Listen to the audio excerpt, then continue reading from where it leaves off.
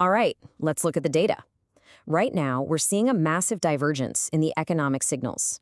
You've got consumer sentiment absolutely cratering, you have politicians floating these really radical fiscal proposals, and yet, the S&P 500 is ripping to all-time highs. What's going on? This is the great economic disconnect.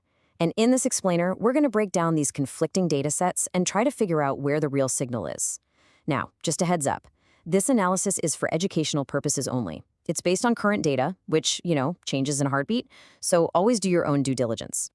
But let's bring this down to earth for a second with a question that hits really close to home for a lot of people.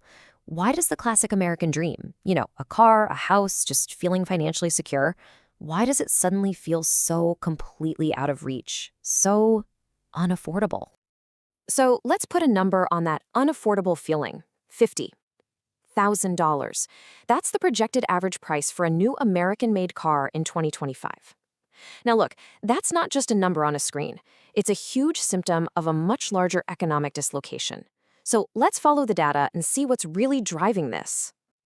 Okay, first up, let's analyze the data on the ground level, the affordability squeeze. This is the reality for most people right now, that feeling of being in a pressure cooker of rising costs while your purchasing power just isn't keeping up.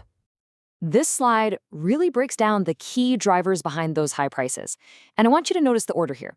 The big ones, the ones at the top, they're structural things, union wages, a really complex web of tariffs. And yeah, our own preferences for bigger, fancier vehicles are a big part of it too. But you know what's really telling?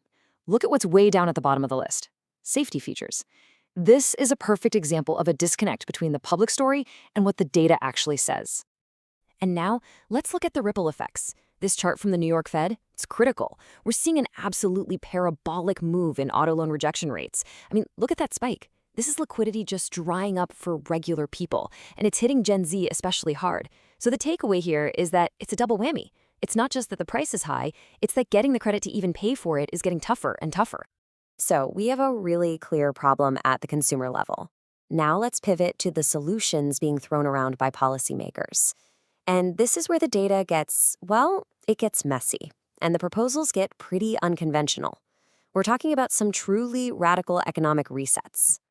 So take this proposal from Donald Trump, which comes right from our source material. The core idea is to use these massive tariffs to bring in so much money that you could potentially get rid of the income tax altogether. Okay, so we have to run the numbers on this, and the data shows a pretty significant fiscal gap. Right now, annual tariff revenue is sitting around $100 billion, but federal spending, that's in the neighborhood of $6.5 trillion. That is a 65x difference. I mean, the math, it just doesn't add up even if you dramatically jack up the tariff rates. But honestly, even beyond the numbers, there's a fundamental paradox baked into the logic here. It creates this kind of negative feedback loop. Think about it. If the tariffs actually work, if they succeed in bringing manufacturing back to the US, then the very thing they're designed to tax, imports, well, that revenue source just dries up. It's a self-defeating mechanism. And here's another example of what the source calls twisted logic. This is a classic political horse trade. The proposal is to extend subsidies for a program that, in the same breath, is being called a disaster. This isn't really about sound economic policy, it's about legislative leverage. It's a means to an end. Now, this kind of thinking, it opens the door to a much bigger, much more structural change, universal basic income, or UBI. The idea of taking healthcare subsidies and just giving them directly to individuals.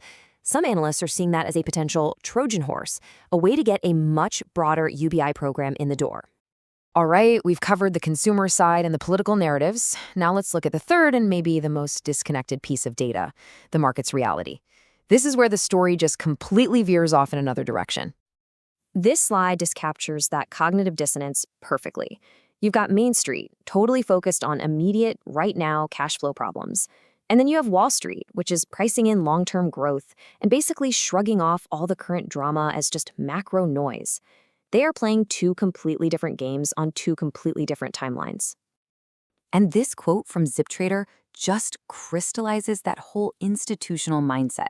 The focus isn't on the next few days of volatility or what's in the political headlines. Nope. It's all about asset allocation and valuation. The core belief is that over a long enough timeline, solid fundamentals will always win out over the noise. So let's look at a real-world example of this capital flow. Florida. The data here is pretty compelling.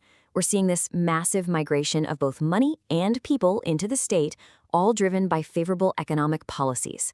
Now, from an investor's point of view, that is a crystal clear buy signal, regardless of what's happening in the national political climate. So, we're left with these three totally divergent narratives. How can they all be true at the same time? Well, this brings us to the final piece of the puzzle: behavioral economics. The disconnect isn't just in the data. It's in our own heads. It's our own cognitive biases. Which brings us to the big question, right? Why do we live in such different economic realities? How can one person look at the exact same world and see total disaster, while another person looks out and sees nothing but opportunity? Morgan Housel gives us a really powerful way to understand this, and this data point is just stunning. Our own personal life experiences make up a fraction of a percent of everything that's happened in the world, yet they form maybe 80% of our mental model of how the world works. That is a massive analytical blind spot. And Housel points to two key biases that are at play here. First, there is nostalgia bias, where we look back on the past and think it was better than it was, mainly because we know how the story ended. We survived. And second, there's recency bias, where we give way too much weight to all the negative headlines happening right now. Together, this just completely skews our perception of risk and opportunity. And then you've got this one, spotlight bias. This is our tendency to assume that our own economic situation is the default for everyone else. So if we're struggling, we think the whole economy must be struggling. If we're doing great, well, we assume everyone else is too. And that is a huge mistake when you're trying to interpret data. The ugly sweater experiment is a perfect, kind of funny illustration of this. You had a person who was made to wear an ugly sweater, and they were convinced everyone was staring at them. But in reality, almost no one even noticed.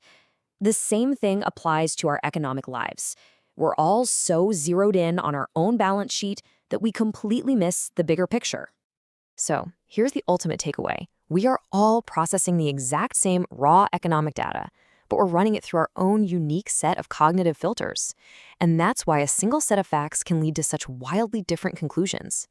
We're not just interpreting the data, we are projecting our own stories and biases onto it. So what's the actionable takeaway from all of this? I mean, as an investor or just as a citizen trying to make sense of things, how do you navigate all this noise? The key is to be aware of your own biases, to know they exist, and to always, always go back to the raw data. So I'll leave you with this question. In an economy full of conflicting stories, which narrative are you trading? Are you trading the headlines? Are you trading your own personal experience? Or are you trading the underlying data? Your answer to that question is probably going to determine your financial future. Stay disciplined, stay liquid. We are tracking these flows in real time. While you analyze the next move, check out the tools in the description. Sign up for Public to get $20 in free assets, check Webull for that BTC promo, or look into NVDA on Moomoo. Links are down below. Like and subscribe for more deep dive analysis.